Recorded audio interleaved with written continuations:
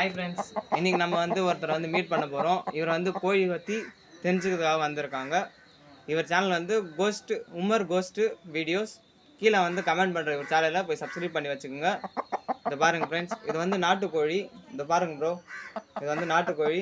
இது வந்து பட்டிடான்னு சொல்லுவாங்க. ஏன்னா கொண்டை வந்து நேராக இருக்கிறதால இதை பட்டிடான்னு சொல்லுவாங்க.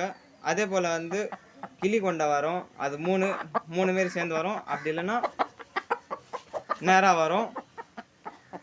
அதுக்கப்புறமா மெத்து கொண்டை வந்து ரவுண்டாக வரும்.